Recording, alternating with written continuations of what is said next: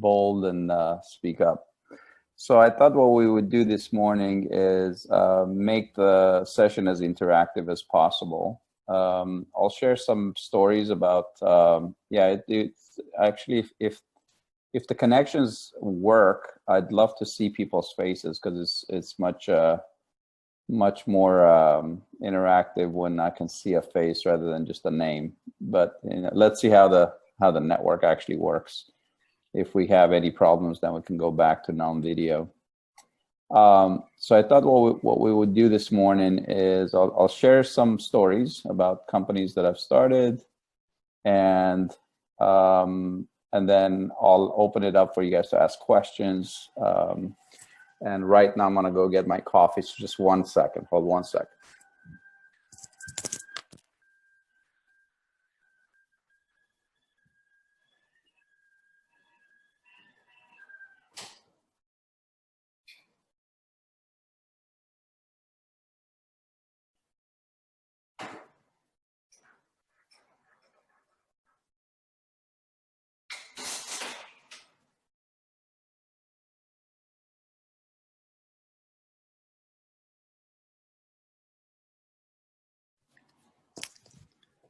Okay.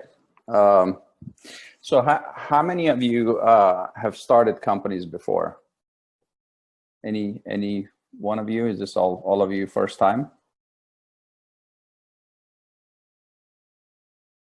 Okay.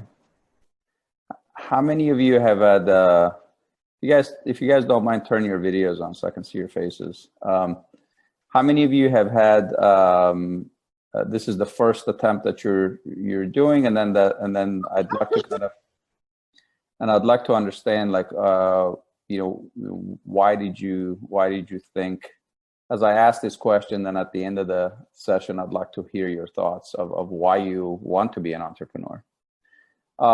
So my background is I've started several companies and projects, and over the last 20 years, I've started 5 actually funded companies, and I've started many more projects that didn't get funding or weren't good enough to get funding, or I wasn't able to raise funding for it. And entrepreneurship is just like anything else that's worth doing. It starts with a dream. It starts with something that you actually really deeply care about. Okay. It's almost impossible to start something just from your head, right?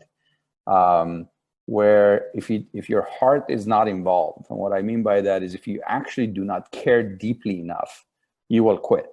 I just guarantee you. If you just start from the head and say, well, I'm going to go in there to make some money or whatever, and if you don't have your heart involved in that decision, over a short period of time, you're just going to quit, because it's just hard. Entrepreneurship is hard. Ultimately what you're saying is, what is entrepreneurship actually? Entrepreneurs are saying basically that nobody else got it right. Like everybody else, every product that I see out there in my chosen field is doing it wrong. So you have to have that level of confidence that says, you know what, I'm going to go and bring something to the world that doesn't exist, whether it's a product or it's a service or it's a business model, right? There's many ways to start companies. So the reason I always say that it requires both your head and also your heart is that what sustains you is your passion. What sustains you as you kind of begin the work and what have you is that can-do attitude that nothing is going to deter you from your goals. Now, please be careful. I'm not saying that you won't change direction. I'm not saying that you won't have pivots. I'm not saying that you won't have to update your strategies. Those things you will do, but you won't quit. If the idea that you want to pursue inspires you both in your heart and in your head, okay? So you have to deeply care about whatever project that you're doing. Secondly, you can't recruit anybody if you're not deeply, committed to your project. oftentimes at the beginning stages, you're not going to have the enough money to recruit people to pay them, right? You're going to have to kind of rely on, being crazy enough that people actually want to follow you, right? That they say, oh, this guy, he's going to get there. And so there's, humans, when they connect to each other, there's something kind of magical that happens, right? That magic is the energy of the founder or founders. Oftentimes in technology startups or any startup, it's important to have at least one co-founder that is just as crazy as you, okay? And that he or she has different skill sets than you do, okay? It's very important to not just hang out with people that are just like you, right? You want to hang out with people, or you want to start companies with people that are different than you. Like I personally am very, I'm bold, and I'm very, I dream a lot, right? Dream a lot of what's possible. So oftentimes I'll find a co-founder that is just practical, pragmatic, and he's just the exact opposite of me. That person is constantly asking, that's the constant no guy, right? No, it can't be done. No, why do you think it's going to be done?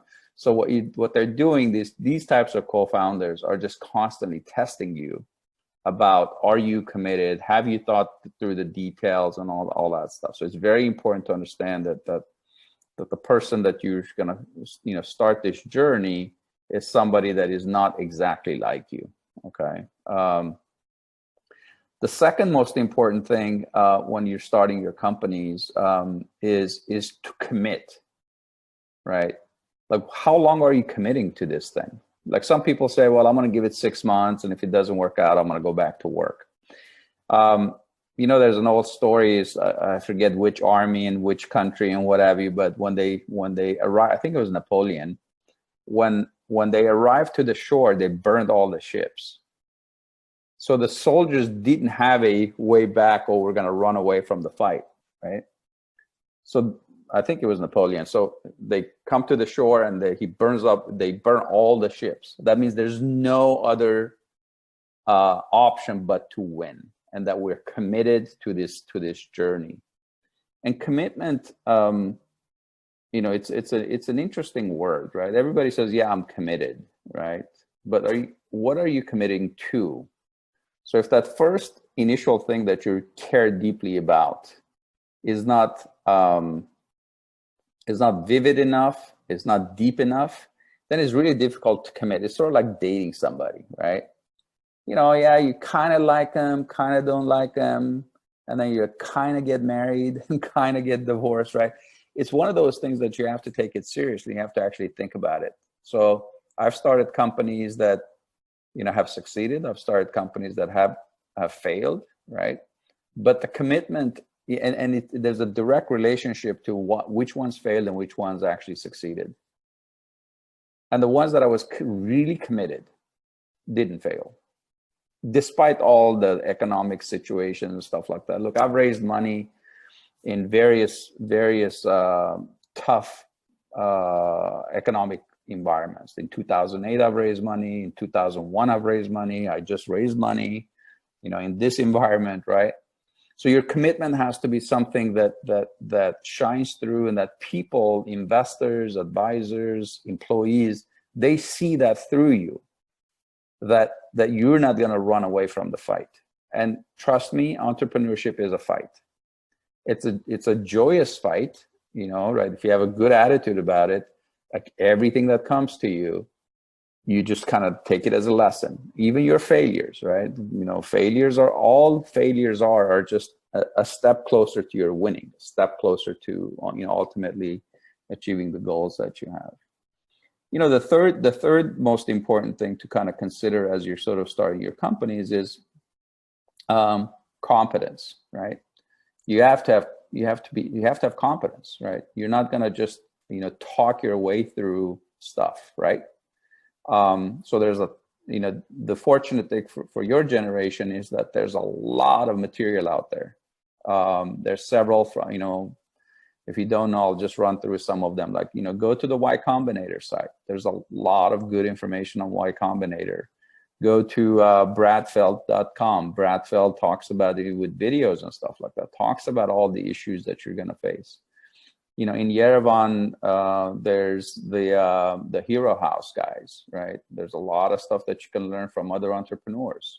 Join up some groups that are constantly meeting to kind of leverage not only your own brain, but leverage brains of hundreds of others. So resources are widely available. It's just your time. When I started starting my companies, venture capital was like this opaque, secretive thing. Like like every deal was different, and almost all the time, it was the deals were written in a way that was not good for the entrepreneur, right? I have a acquaintance that raised $40,000. No, I'm sorry, $200,000 and gave up 40% of his company in the first round while he had customers, right? That doesn't happen anymore because all of the work that Y Combinator did and Techstars did, all of that information is now out there. So as entrepreneurs, you're not gonna get taken advantage. Some investors might try to take advantage of you, but then you're armed with that competence, armed with that information. So what is competence? Competence is that, I'll give you an example. Like when you commit to go get a degree, whatever, electrical engineering degree or finance or whatever, right? Once you commit, you don't immediately get the degree, right? You have to commit over 3-4 years and learn the content, learn and try and use the content to get to a level of competence, okay? And then you have to work in environments or work with people that can kind of validate that competence. That hey, you're very good at this thing, or you're very good at these sets of things. When you're starting companies, you have to understand that there's a lot of work that you have to move forward in parallel, right? You're simultaneously thinking about your product, you're simultaneously thinking about recruiting, you're simultaneously thinking about raising capital, you're simultaneously thinking about partnerships.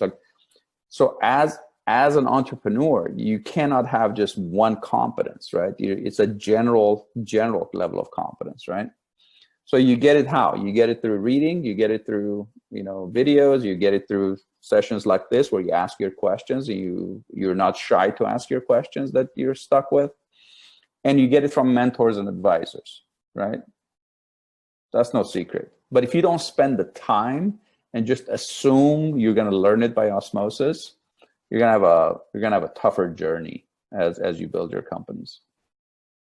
The fourth thing that is very important to think about is creativity, okay? And creativity comes from self-knowledge, right? Knowing yourself, right? I mean, these days we have massive amounts of mental health issues that's happening, right? People are isolated. People are, when you're pitching, how do you pitch to raise money like via Zoom, right? I mean, so as humanity, we're all kind of dealing with this stuff. So understanding that creativity that you have to come up with comes through even your challenges that you're having, even the challenges that you're having from a standpoint of like your isolation. So at all times, you got to manage your psychology. And as you manage your psychology, you can sort of start then trusting yourself. You start seeing some of the layers of creativity come out. And then when you share it and you share your concerns and fears and whatever with your co-founders, with your team, with a mentor, with parents, with siblings, cousins, whatever, and you start talking about these things, suddenly that fear that you had turns into a power that you have, that you say, oh, I'm assuming I'm not the only one that is going through this, especially if you're creating companies that are B2C, like you're actually trying to take care of a consumer, right? And I'll come to AgTech in a bit and share some thoughts and ideas there as well. So that creativity comes from the competence is the precursor to your creativity, right? It's like when you get so confident in your competence, then you start trying things, trying new things, right? That might bring some other angle to whatever that you're building or whatever concept that you're struggling with. And then the last thing with regards to what I think is absolutely essential to success is community. I mean, who are you doing it for, right? Oftentimes entrepreneurs are sort of depicted as, they're represented as these, sole lone rangers and these heroes, right? Get out of that mode. You're not the hero, right? You're ultimately doing it for somebody. That community is, sometimes you're doing it just for the customers, right? You're saying to the world that everybody else got it wrong. I am bringing this service, this product to the world to serve somebody, right? And if you want to be a billionaire, then serve a billion people, right? I mean, why? If you look at all the companies that have done very well in the world, why have they done so well? Because they serve a lot of people. Look at Microsoft. Look at Amazon. Look at Facebook. Look at Google. They serve a lot of people, and oftentimes they give away a lot of free things to bring people to their hemisphere or to their orbit. And then they figure out a way to monetize it, right? And I think all of you have decided to pick agriculture as the area that you want to innovate and to build companies. I was drawn to agriculture because I felt after the exit from my last company, I was like, what is it that I want to do for the next decade or two that will bring the biggest impact to humanity? And for me, that was after a year of searching and what have you, I coalesced around agriculture. By the way, the last generation in my family that participated in agriculture directly was my great grandfather. So I don't come from agriculture, but I know that from a standpoint of the types of stuff that I know, the areas that I have competence in, that I can have and my company can have a direct impact, positive impact to global agriculture, because everybody has to eat. The population of the world is growing from 7.7 billion to about 10 billion in about 30 years. You notice what COVID-19 did, right? I mean, we have now, unfortunately, 300 to 400 million human beings dropping back down to extreme poverty, right? So what you guys are doing, building ag tech companies or ag companies, is directly connected to all these humans that you can probably alleviate suffering, especially in third world countries or countries that are kind of at the precipice of developing nations, right? So my interest was there. And what IntelinAir, my current company, what we're focused on is to use aerial imagery, and both satellite and airplane, imagery that we get from, airplanes and drones, and then use data science to find problems before they become bigger problems for farmers and for food security and in general for the planet, right? If you don't have to use as much chemicals, maybe you reduce the chemical footprint. Right. It's really nurturing the world for the next generation, but also making sure that what I know best to do can actually have a direct impact to humanity.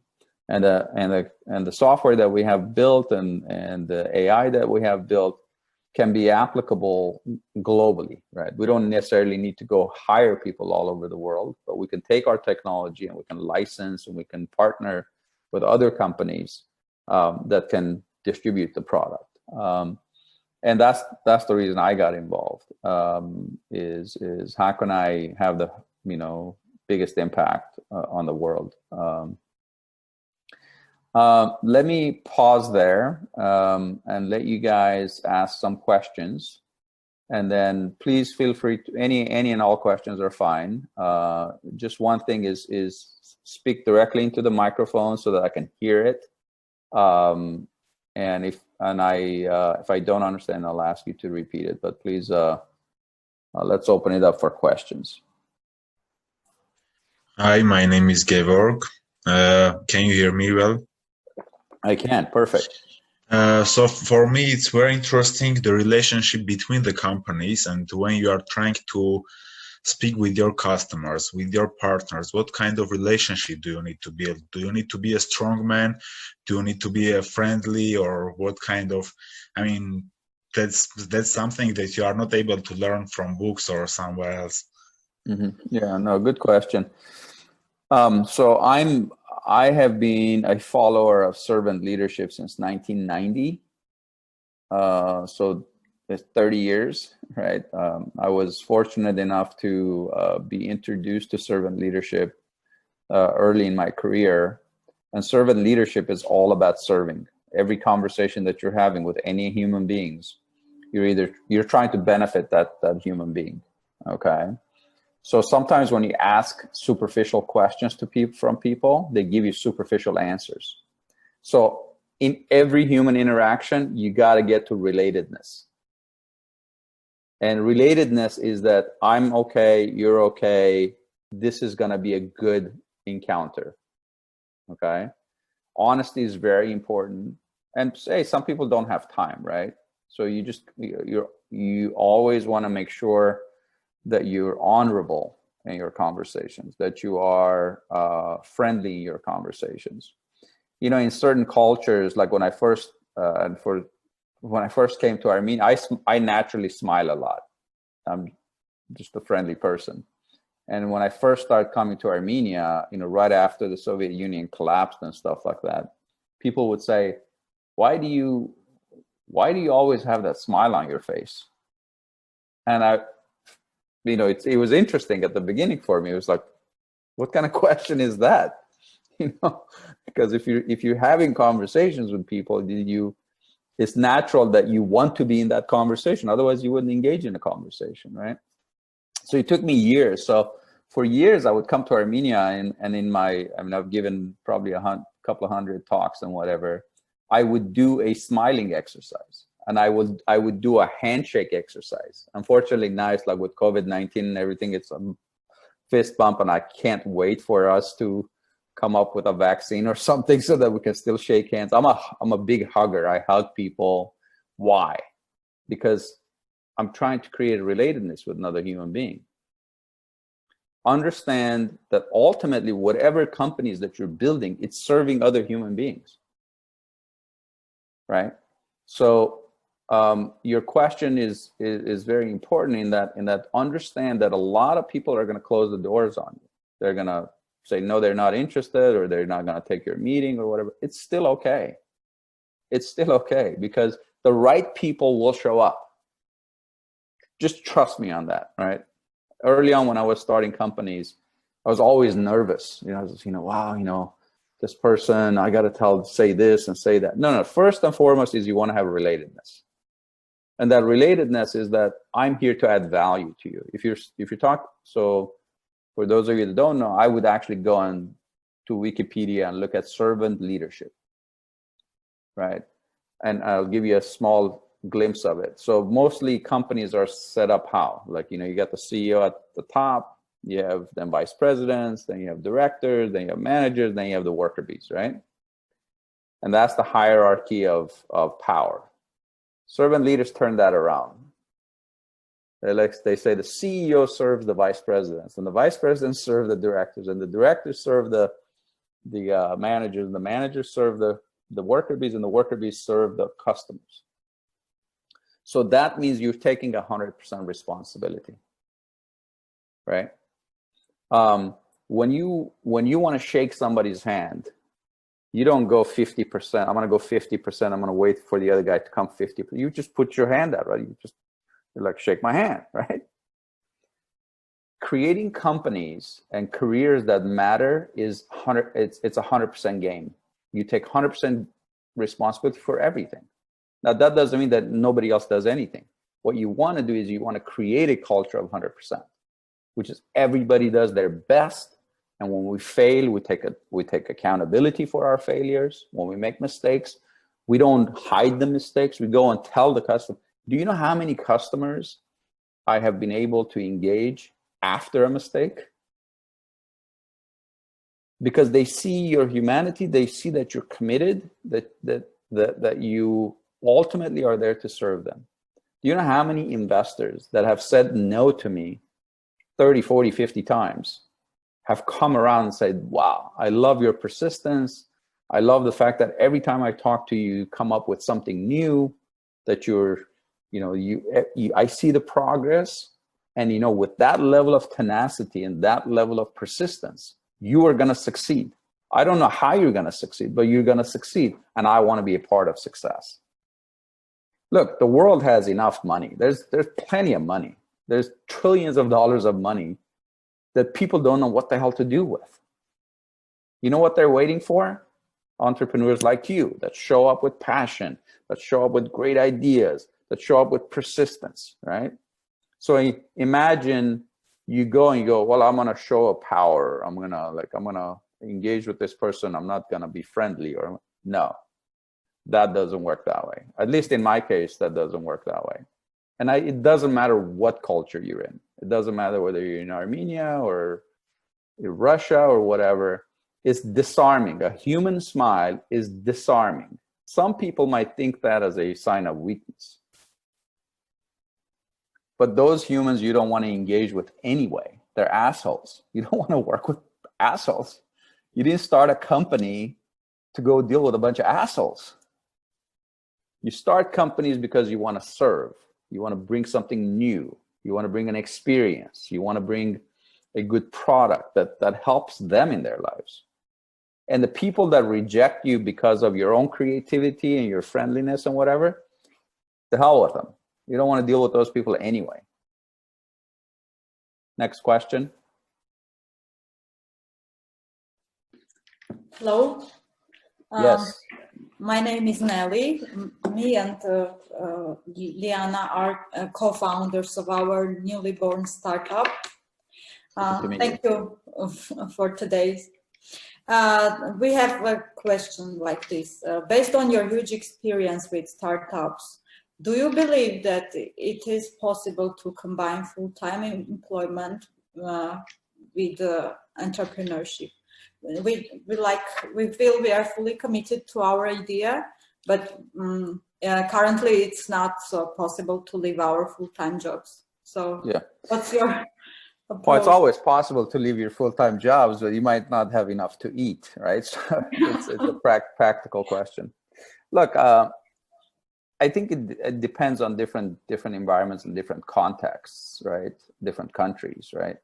I personally do not ever invest in anybody that still has a job. Because if you still have a job, then what you're telling me is that you're hedging. You know what hedging is? Do you guys know what hedging is? Hedging is like, if it doesn't work, I still have my job, right? Plan B. Yeah, there is no plan Bs. If you're going to start companies, guys, don't have plan Bs. Again, it's sort of like the ships, right? You get to a shore, you burn the ships. And the reason I say that is more for you to psychologically give birth to your greater self. And what I mean by that is, so humanity every human goes from fear to freedom, right? It's a continuum, right? Do you guys see my hands, by the way? Yeah. Yeah. So ultimately, the person that is very fearful, will you ever invest with somebody that is always second guessing themselves, always very worried, would you invest your money or time with that person? Probably not, right? It's not necessarily to, these are not bad people necessarily, but you're just not going to take a bet. You're not going to take a risk on somebody that is not confident, right? And then freedom, the beauty of living in Armenia and some of the countries that you guys are calling from is the following. Your parents are not going to kick you out. Yeah. So you won't starve. I have not seen one homeless person in all the times I've been coming to Armenia. I have not seen one homeless person. I can go to 30 miles or 20 miles south of where I live. I can see thousands of homeless people. So that is a natural capital for you, right? So your parents are not going to kick you out. So you don't have a shelter problem and you don't have a food problem. You will not, maybe you eat less some days and whatever, right? So you might not be able to go and party and drink, $14 cocktails for a while, right? That freedom thing is figure out what your freedom threshold is, right? And if you don't have that ability to kind of sort of say, you know what, I'm going to save, I'm going to work the next 6 months and I'm going to save every penny, right? I'm going to save every penny and I'm going to create my own 1 year, I don't need an investor to fund me. I'm going to spend 1 year of my own living expenses. And in the case of Armenia, if you're living at home, it ain't much, right? And even if you're married and you're like, whatever. So these are questions that I really want you to kind of consider. What is important to you? What is important to you? I personally suggest that I'm just going to give you an idea, right? I think if you believe in your idea enough, then you can't actually continue working because you're sort of burning by your idea. You want to pursue the idea every minute that you wake up. Look, I wake up this morning, I already spent an hour on, my company. I wake up with it, I go to bed with it. It's all, and it's 5 years. 5 years, it's not just now, right? So I don't think it's possible, but certain people say, well, I gotta kind of make a living. I mean, if you don't have those parental support systems, parental or family support systems, then obviously you continue working. When I started companies, I had saved up. I knew I wanted to start a company, so I had saved up. So I had a year. I was like, for a year, if I don't make a penny, my family will not be, they won't starve to death, right? And understand that as an entrepreneur, you're always going to be juggling. There's so many things that you have to juggle, key employee leaves and you're like, oh my God, now I have to go search. I know that guy was a golden person. These things happen, right? You start some certain journeys, you start with people and you think they're gonna kind of last forever and they quit middle of whatever. They come up with their own idea or they don't like your style or they don't like the interaction with each other and whatever. There are some resources for you. There's called win-win agreements, for instance. You can, if you Google it, you'll find it, which is right at the beginning, you want to honestly say, what do you want out of this? Do you want money out of this? Do you want freedom? I mean, why does entrepreneurship exist? People want to build their own stuff.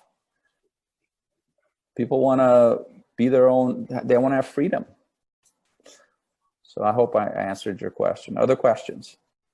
Thank you. Yeah, hi all. This is Shishir from Nepal. Hi Shishir, how are you? Yeah, good to meet. Yeah, I'm fine.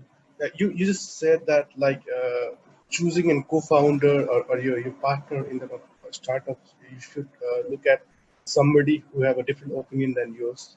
So in my case, I'm the one who is objecting the new ideas and trying to raise questions. So I just want to know at what point you should know if there's an idea, okay, if I'm the one objecting it, I'm the one questioning those ideas. So there should be a point where I need to know or tell myself, okay, we should give this idea a chance, even though there are lots of consequences or there are lots of bad stuff, negative parts in the ideas, but still that idea needs to be given a chance. So for people like me, yeah, how do I know to judge? Yeah, there's one way that you can always know that. Are you arguing the point? Are you trying to be right, or are you trying to further the conversation? Okay. And if you go back to servant leadership, if you go back to that fundamentally the objective is not Shishir is right and everybody else is wrong. The objective is to have an open dialogue. Look, you should debate ideas. You know, ideas are like babies, right? You know, if you criticize a baby too much, right, you're killing the idea or the baby. But if you constructively discuss and say, you know, the baby is starting to take their first step. They need encouragement, right? They need, you know, like, oh, you know, you're just, you know, like, oh yeah, you can take a walk, and then baby takes a couple of steps and falls back, right? If the baby falls back and you criticize, you say, oh, you're never going to be able to walk, and you know, you're this, you're this, you're this. So you want to make sure as a leader that that you create the environment, the healthy environment, that people feel safe to talk about their ideas, no matter how crazy. So in my companies, when we were all together, not this particular company, but the previous companies, every Friday afternoon we would bring a bunch of beer and a bunch of pizzas, and we would say, and we had all these whiteboards, and we'd say, we want to write down the craziest ideas of where this company can go or where you can go and whatever, and everything was okay. But that was Friday afternoons. Of course, we have our week that we're executing and we're taking care of the stuff that we've already decided to do. Entrepreneurs tend to be very hard on themselves, right? Look, most of humanity, what do? They get jobs, and in a fearful type of a situation, I don't know, I don't want to make it too dramatic. Some people get jobs and they're very happy in their jobs and whatever. But for the most part, if you look at this, you know, the billions of humanity out there, they feel like somebody pays you and then you have to show up and you have to do a certain level of work. And most people don't do their best. Most people just do just enough not to get fired, right? When you're an entrepreneur, it's all out. You're all out. So the emotion is very high, right? But so is the megalomania, right? Where you feel like nobody's got good ideas. It's all my ideas. So what you want to do is you want to check yourself. You don't want to be too hard on yourself, but at the same time, you want to make sure that you're inviting debate. Because in the world of ideas, it's in that clash of ideas that better ideas are born. And you create it, you don't do it in a free-for-all, and you make sure that somebody's taking notes, somebody's writing on the walls. Because if it's just conversation, there's a statement called conversations disappear. Like what just came out of my mouth, these are words, right? It hit your ears, but it wasn't recorded then. Well, I guess you guys are recording this thing. So this conversation won't disappear, but in general, when you're having conversations, you're not recording everything, right? Right? So what you want to do is you want to make sure that when you're trying to get to, you know, when you're trying to have a creative conversation and debate and whatever, that you check your egos at the door. It's very difficult. As human beings, unfortunately, we can't go and get an egoectomy, right? We all show up with egos and all that stuff. But what you want to do is you want to make sure that you set the ground rules of conversation at the beginning, which is you can attack ideas, but you can't attack people, right? Because if you attack somebody, criticize somebody, the natural thing for them to do is to defend themselves and then criticize you, right? But if you're attacking ideas and you say, you know what, that idea doesn't make sense to me, explain it again. Then what you're doing is you're trying to bring to the world a better idea, and then make sure that you're writing stuff down.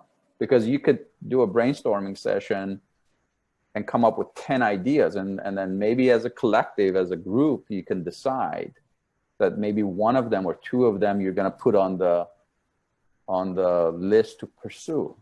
So as a leader, Shishir, you have to understand that how you manage your psychology as a founder is very important. Very important. Imagine there's always a spotlight on you, right? You know, like if you're a Broadway singer, right? There's always a spotlight on you, right? And whatever you do gets magnified. So if you're an asshole, you're a bigger asshole because you're magnified. If you're a nice person and you engage people, you get them to kind of be collaborative, you're a bigger then you have no problems with people leaving your companies, or your co-founder giving up on you, or your wife or whatever, boyfriend, whatever the situation is, say, that's it, I'm done, I'm out of here. So understand that as founders, people are looking for, as a founder, you're a leader. You have to be a natural leader to be a founder. Otherwise, nobody's going to follow you. There's nothing wrong, by the way, not to be a natural leader, because there's plenty of people that have to do individual work that helps the cause. I'm not giving a value. I'm not making a value judgment of what type of person you are, but understand who you are and be true to yourself. And then that will save you from being overcritical of yourself and your team. You say, hey, if you're the guy that's constantly asking the question of pragmatic, how's it going to work? How's it going to work? How's it going to work? How's it going to work? How's it going? That's fine. If that's you, that's you. Then, but make sure that your co-founder is not that. Make sure that your co-founder has some crazy dreaminess to themselves, that you're not gonna, by your questions, you're not gonna kill the baby, right? You're gonna allow the baby to start walking and then running and then flying and then whatever. So I hope I answered your question. Other questions? The baby analogy was very, very nice. I'm sorry? The baby metaphor thing was very nice. Sure, thanks. Other questions? Okay, I had a question. Hi, Naira, go ahead. Thank you for the speech and everything. So I wanted to ask a tricky question, actually. What is the point you should understand that you failed? Oh, where is the point that you, well, in my case, I always say, what you have to figure out what is the definition of failure for you, right? Like when nothing works, or I don't really know, but I think you should, because all the time we try to persuade ourselves that it will work, it will be okay, and then yeah. But I do really think that at some point you just need to go. When you know when companies fail? Do you guys have any idea? Companies fail when the founder quits. That's it. That's the only definition of failure. When you quit, then the company has failed. Take a pen and a piece of paper and just trust me on this one. And not to say necessarily that I'm right, but just kind of take this concept and just kind of be with it for a week. Just write in big, bold something, on a big piece of paper on your board or on your wall, and just put it up there and leave it there. Like, don't take it off for a week. And write, failures, there's no failures, there's just lessons. I mean, what is failure? What is failure? I mean, how do you think humanity learns? How do you think a baby learns? They make a lot of tries, they make a mistake, they learn from those mistakes. There's no book you can learn this from. Unfortunately, there is no formula to entrepreneurship. You can read some of these books and stuff like that about some techniques and stuff like that, but that doesn't guarantee that you're gonna win. The only thing that guarantees that you're gonna win is an indomitable spirit. That's the only thing that humanity over its millennia, since recorded history, the only formula that one can point to is the spirit of a human being.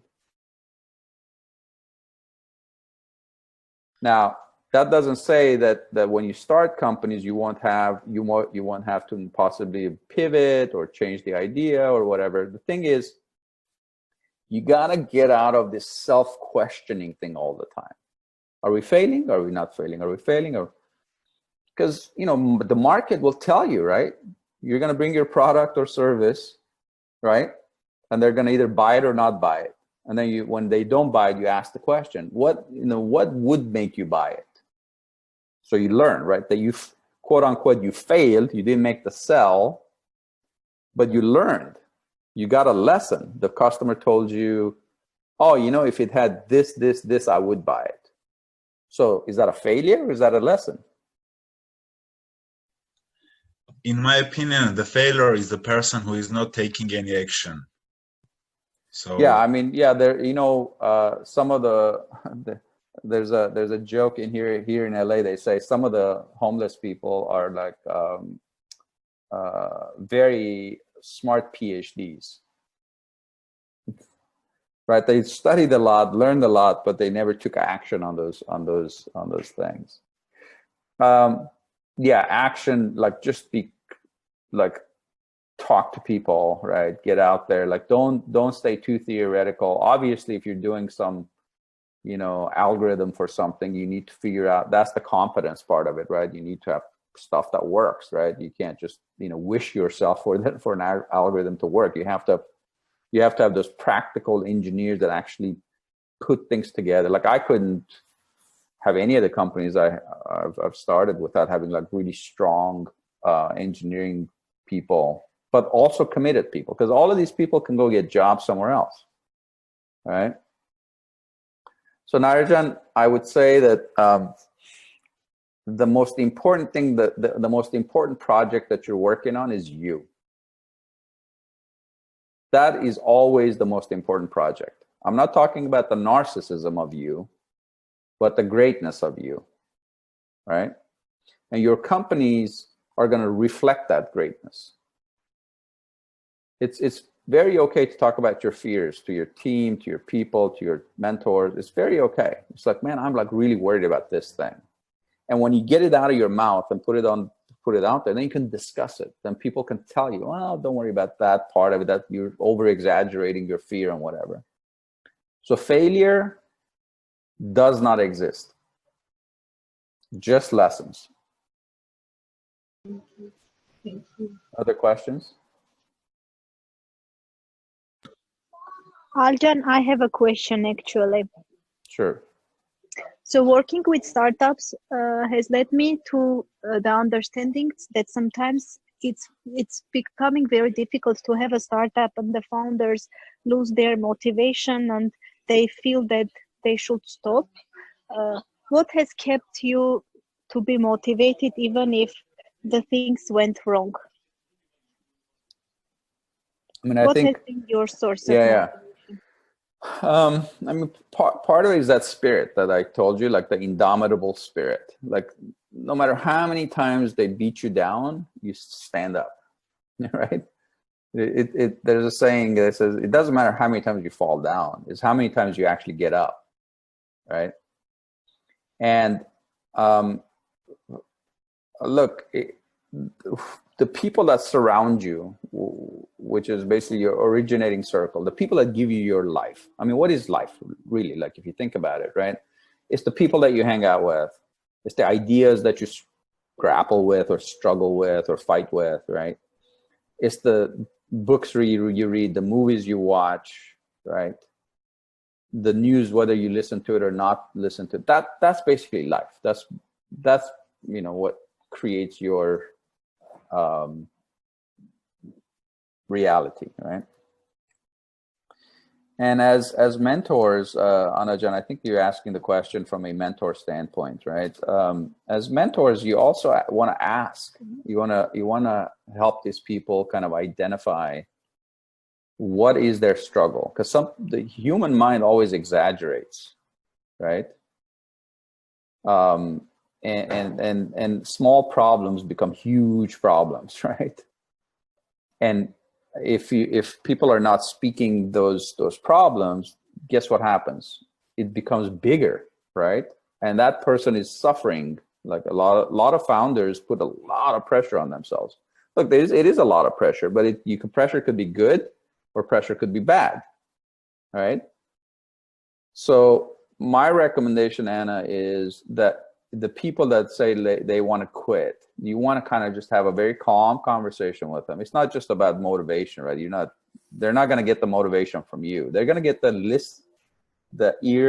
listening ear and the encouragement from you, but the motivation has to come from inside, right? If the guy quits, like some people have come to me and say, oh, it's so hard. And And I go, look, if you think it's hard, if you think this is hard, go try to get a job. And then go try to live with other people's decisions that now you are just executing what somebody else has thought, right? So hard is very relative. My thing is you want to get to the source of why they want to quit. And if they want to quit and they don't have the spirit or they've lost interest or whatever, let them quit. What's the big deal?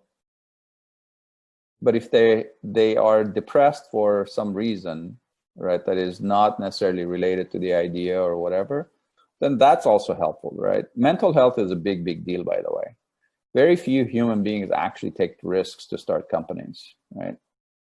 And at least in the last 2 or 3 years in the US, that has been, is being discussed quite a bit, because entrepreneurs in general, I mean, think about what it takes to be an entrepreneur. You really have to be a risk taker, right?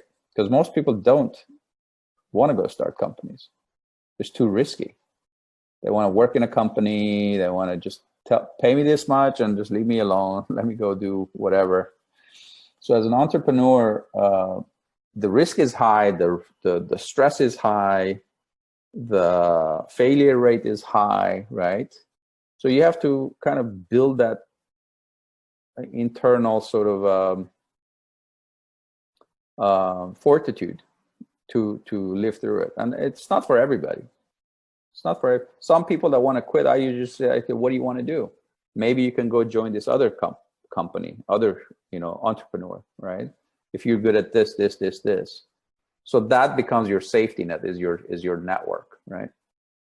I hope I answered your question. Other questions? Yes, thank you. Other questions?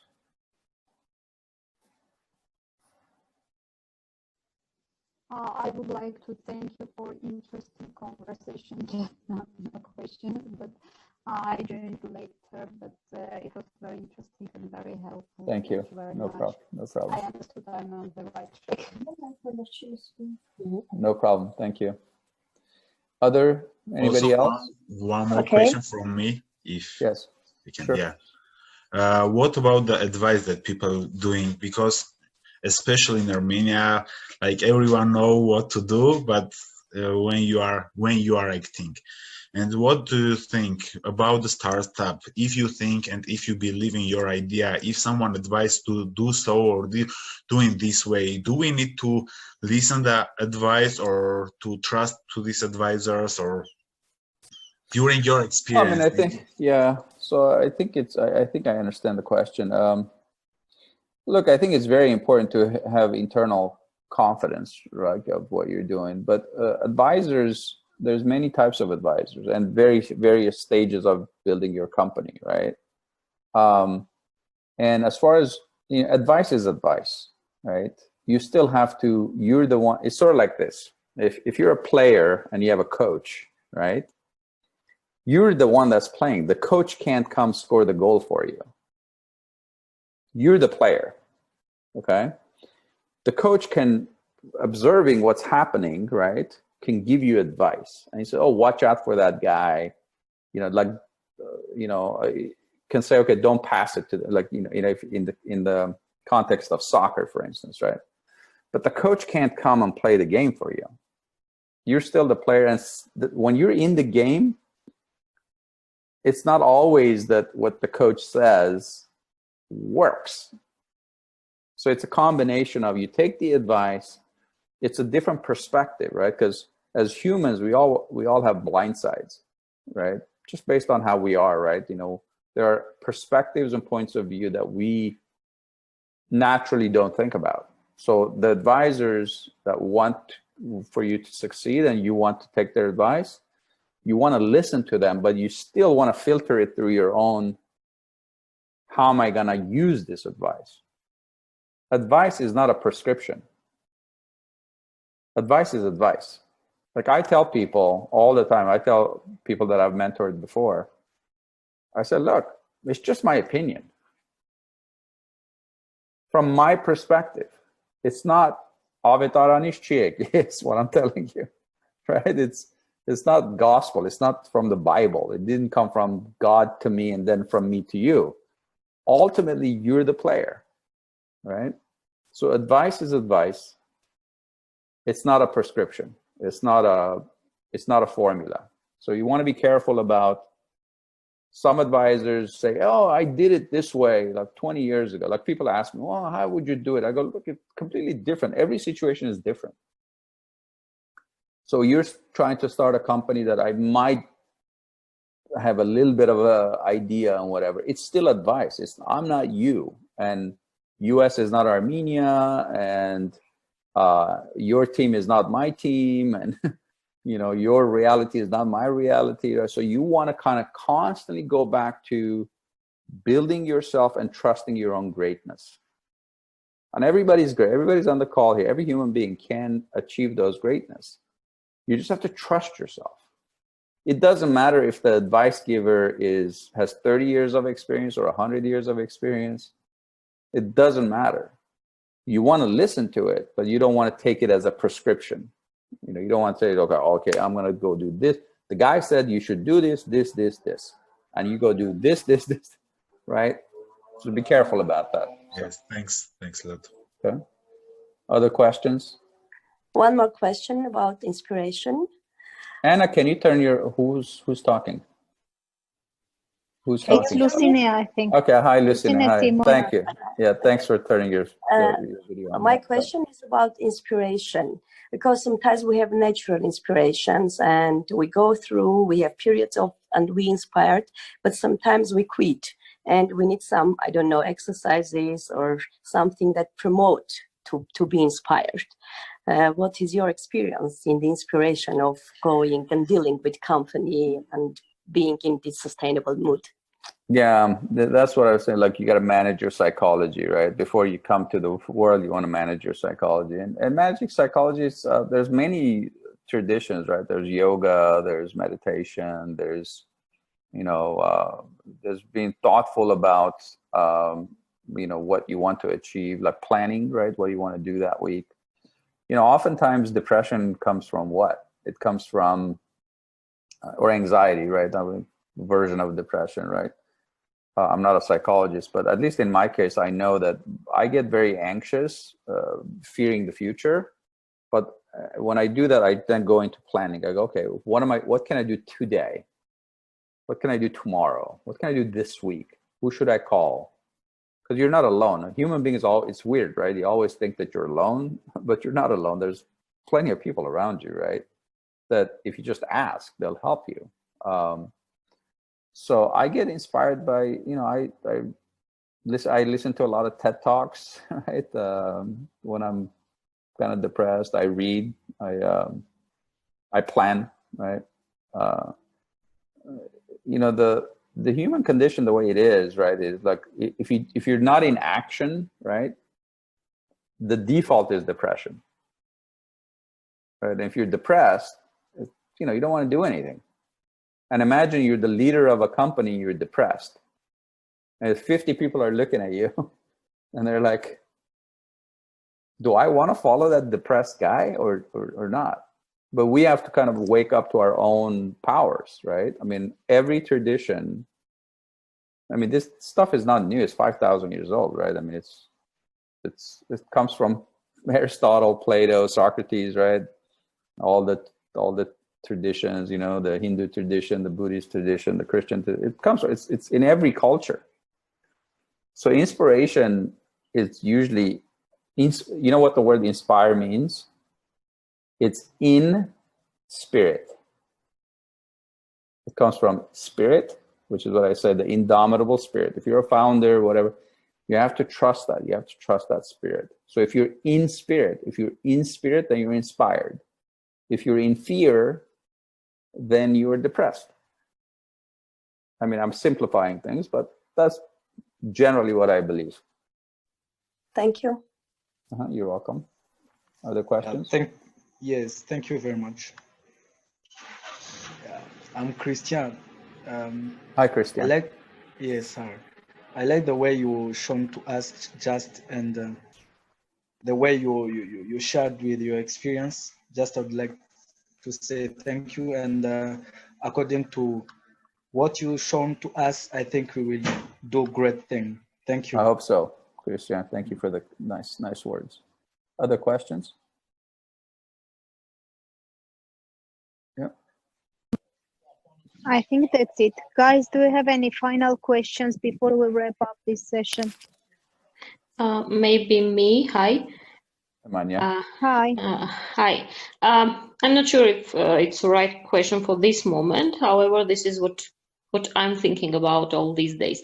So I have no experience in business. It's my first experience. I'm trying to start, and zero balance. So what is the best option to find like some fundings for the beginning?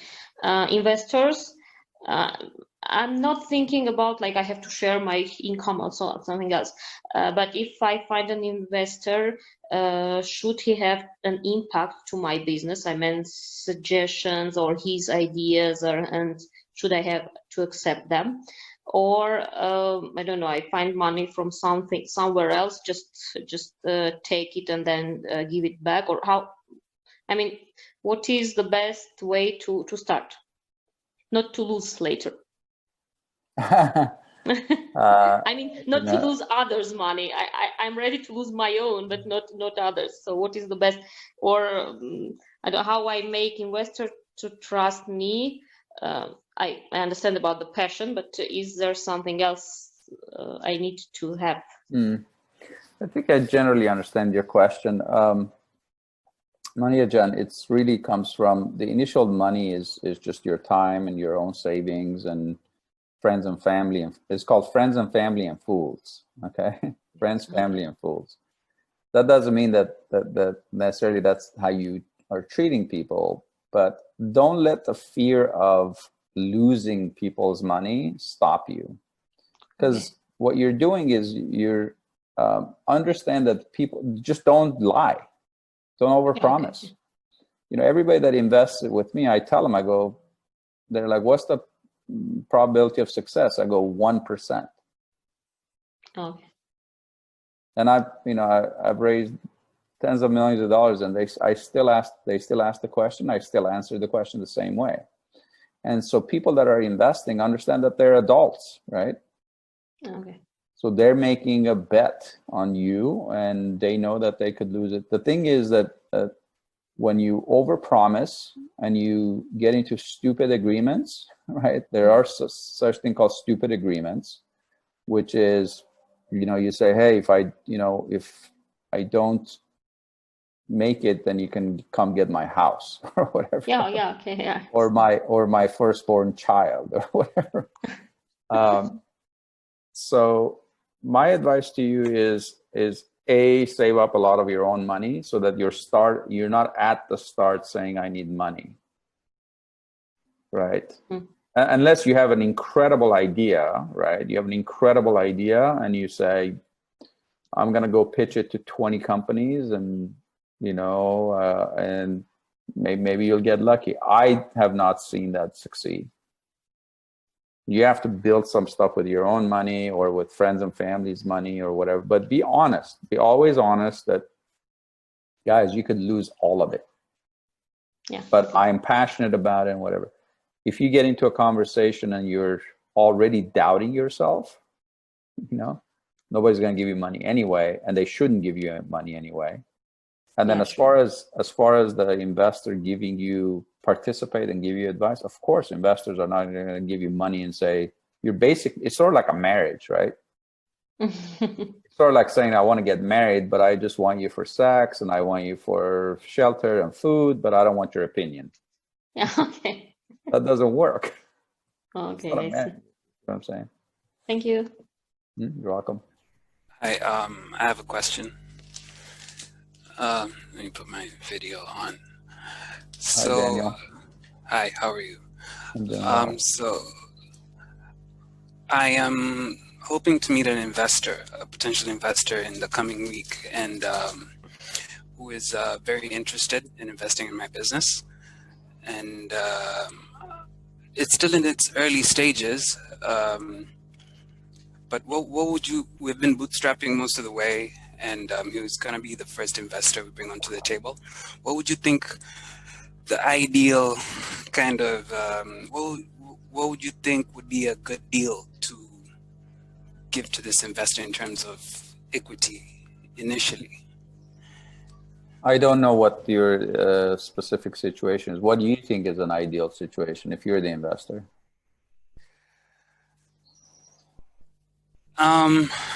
It's kind of hard to say because it's still early stage, and I don't know exactly how to structure the deal.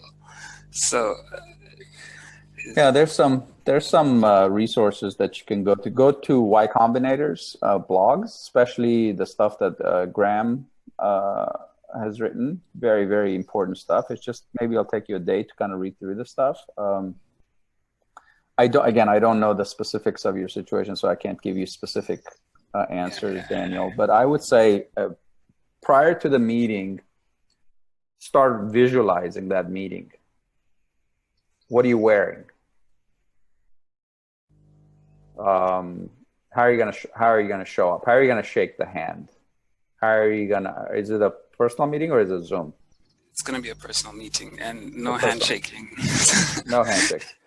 So how are you gonna like bump fist or whatever? Just so imagine yourself as the investor. Just like really try to imagine yourself as the investor and look for a win-win deal. And what that win-win deal is, that you say, okay, if I was the investor and I had sort of his situation, how would I structure it? Again, there's so many different variations of startup finance and how you do it. Ultimately, what you want to do is you don't want to be an employee, right? What that means is an investor says, okay, I'm going to give you this money, but I own 80% of the company. If it's your first investor, you don't want to give up control. So no matter how much money he gives you, you say, oh, I don't know, maybe he gives you a lot of money, you sell the company or whatever. But if it's just sort of like you still have a lot of work to do, just put yourself in the other person's position. Write down things. Don't let it float in your head, right? Write down things like, what are the deal terms that you think is a win-win situation. There's a book called The Articulate Executive. You can download it, and there's a formula in there called the power principle. Okay, just trust me on that. Go read it and structure your conversation and structure your deal in that fashion, so that you come from a position of power. And I'm not talking power from a egotistical view, from a position of that you know your stuff. You want him or her as a partner, that it's not just his money that you're interested in, that you want investment, you want advice, and you want participation. Because as I said, investors are like, you're getting married. Yeah. And then you ask the question, what do you think is an ideal deal for you? What is your, and we're going to be building this thing for 5-10 years or maybe longer. How do you see yourself as an investor? Because I'm sure he's got a network. Can we leverage other people? He can bring other investors. So if you ask these thoughtful questions, like write it down and rehearse it before the meeting, right? Rehearse it with your co-founder or somebody else that you trust. Yes.